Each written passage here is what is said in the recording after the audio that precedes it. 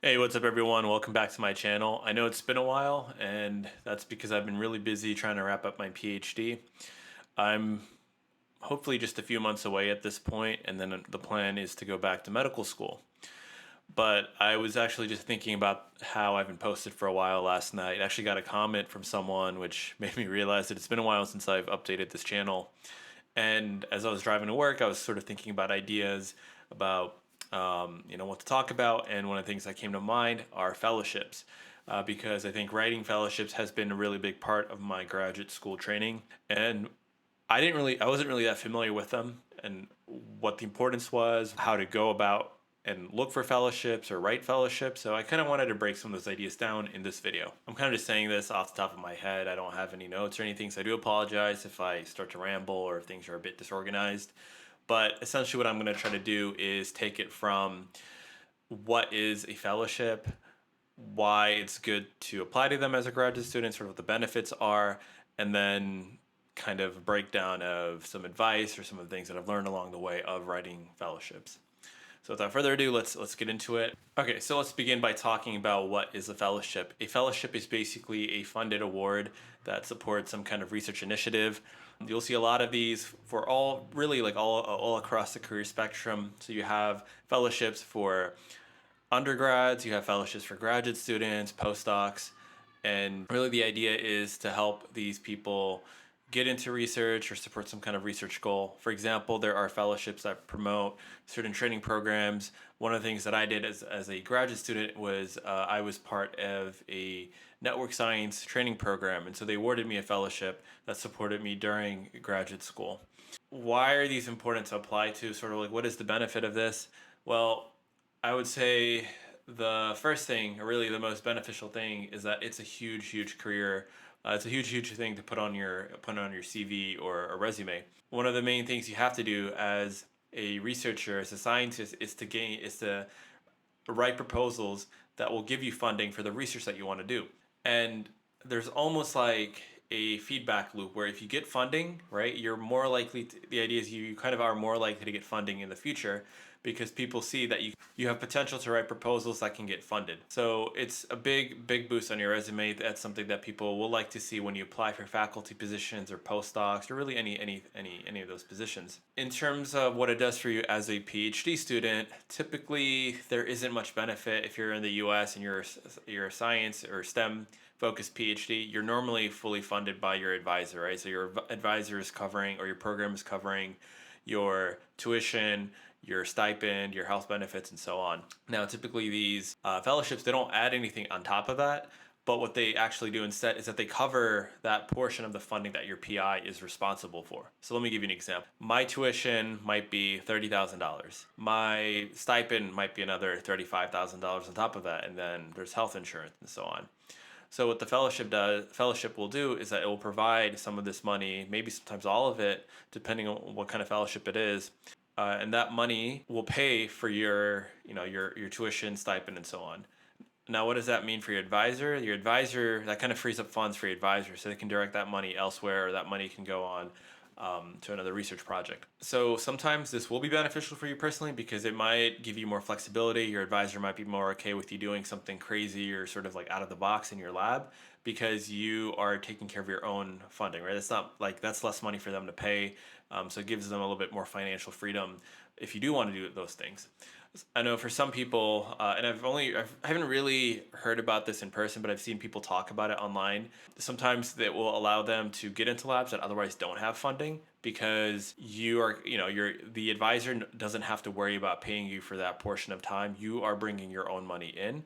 And so in some cases, it may allow you to work in a lab that otherwise is not accessible due to the funding situation. But on a day to day, it doesn't really change your life. You're like in my case, when I got funded, I was still pretty much getting the same paycheck that I was before I got funded. Actually, one difference that might happen sometimes is the structure of the payment might be a little different because sometimes you'll get a lump sum because you're technically not an employee anymore. You're like funded by this other institution. So you might get some money from them. Like it might come in as like a lump sum. Like I know, for example, when I was a part of the NSF fellowship in graduate school, I started getting paid once a month instead of twice a month. Oh, and that money wasn't taxed, right? So then I had to save some money, save some of that money for tax purposes. So some of that might change. And then also, in some scenarios, like in my program, if you do get one of the NIH fellowships, you get a little added bonus, about $1,000 extra. It's sort of like a little reward for you for getting this fellowship. So there are small changes, but as a whole, like it doesn't really, it's not a huge difference for you personally in your life. It's more so that it does boost your application, it does boost your resume. That's sort of like what it does for you in terms of how other people view you, but it's also really good for you in terms of your own personal career development. And sorry, I gotta let my cat out. In graduate school, you're sort of learning how to do that for your future. Now, those are some of the benefits in terms of what people are seeing on your resume, but I think it's also a really great opportunity to learn how to write proposals and learn how to ask people for money to fund your ideas. That is such a big part of doing research in this country. You have to acquire the money to fund your ideas. And writing these grants in grad school is a great way of learning how to do that. It's also really good because it forces you to put all your ideas together in a document, and organize them in a way where you have sort of your goals for your project. And it was really good for me because it kind of gave me an outline to follow throughout graduate school. And whenever I was unsure, I was a little lost, I could sort of go back to my proposal and get remember what I was trying to do and organize my schedule and my experiments accordingly. So that's sort of like a basic summary of the benefits of applying for these grants. Now we'll get into the different types of grants that I applied for as a MD PhD student. I'm just going to talk about these because these are the ones that I'm the most familiar with. The first ones that I'll talk about are the NIH fellowships. And in my case, I applied for the F30, which is the one that's designed for MD PhD students specifically. Another one that you can apply for as a PhD only student is the F31, although as you can also apply for that as an MD PhD student. And that sort of depends on which section you're applying for. So I'll get into that in a little bit. The NIH is composed of different focus sections. So you, for example, you have a section that's focused on neurological disease, you have a section that's focused on allergy, cancer, and so on. And for some of them, like the NINDS, which is the National Institute of Neurological Disease and Stroke, they actually don't offer an F30. So if you were to apply to get funding from them, you would have to apply for the F31. And that's in that scenario, as an MD PhD student, you would obviously apply for the F31. Now, one of the key things to know about these grants is that they're really focused on your training potential. What they want to see is what is the path that you've laid out for yourself, and is that path worth investing in? So a really big part of this is, so these are really, I would say long fellowship applications, definitely the longest ones that I've had to apply to. This will consist of several different components. For example, you have your research statement, which is about 6 pages. So you have to summarize the significance, you have to summarize all your aims and the experiments that you're going to do. But on top of that, you're going to include a biosketch, which is basically the NIH's version of a CV. You're also going to have sponsorship statements. These are going to come from your PI or your collaborator. And on top of that, you're going to have letters of rec. And here's an important distinction to keep in mind. Your letters of rec are different from your sponsorship letters. And your letters of recommendations cannot be written by people who you're working with on your project. So my PI wrote me a sponsorship letter where she sort of talked about my potential, my training potential, and the things that I brought to the table. But my co-sponsors had similar letters where they explained kind of like the resources they have on hand, the ways that they can help me grow as an individual. But the letters of rec are sort of different. So those are a bit more focused, I guess, on who you are as a person, whereas the sponsorship letters, they do talk about that, but they also talk about the resources that are available in that institution or in that lab and what that mentor brings to the table in terms of helping you get to where you want to be. That's an important thing to keep in mind. So you will have to ask for those letters. So just make sure you have someone outside of your lab or your collaborators that you can ask for a letter of rec. In my case, I actually went back to undergrad and my post-bac year, and I asked my undergrad research mentor as well as my post-bac mentor, and I actually asked one of my biology professors to write me letters of rec. In addition to that, you're going to have other components to your application. Let's say you're working with animals or you're working with humans. You have to add in documents that will justify the usage of those resources, and even detail things like the number of animals that you're going to use. So for my case, because I'm working with mice, I had to justify why I was using mice, what are things that I could do with mice that I couldn't recapitulate with cellular or in vitro models. And then I also had to justify from a statistical perspective the number of animals that I was using. I did a power analysis, I took into account like the attrition rate and like the success rate of my animal surgeries. And using all that information, I had to come up with a number and justify that to the NIH. All right, so I'm just kind of reading off some of the other things that I had to put together for the F30. I had to define my training space and the equipment that I had on hand in the lab.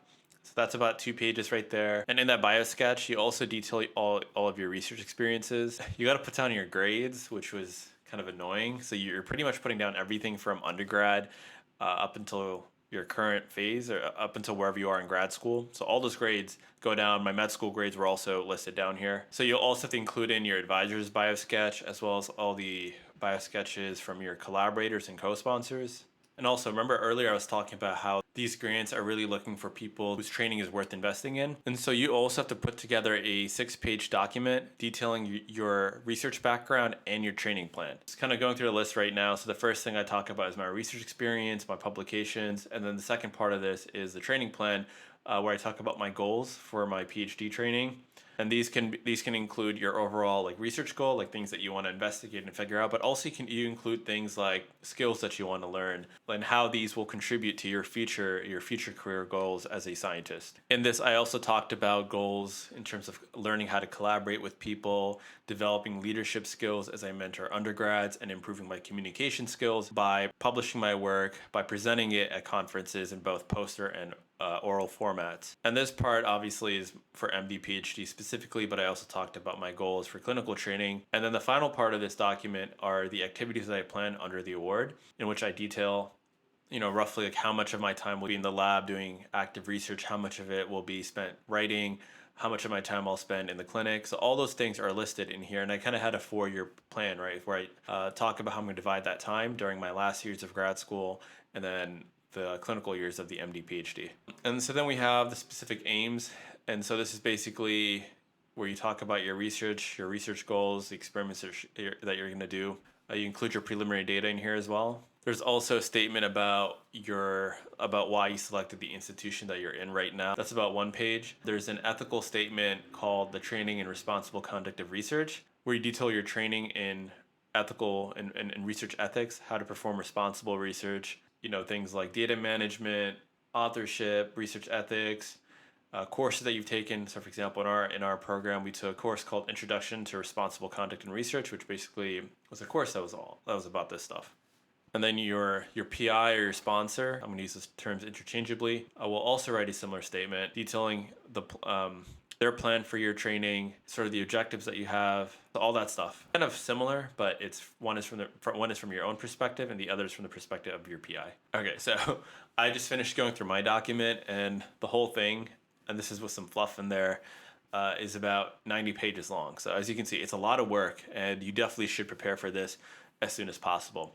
Most MD PhD programs recommend or highly encourage that you apply for F30. In some, it's even required that you do so.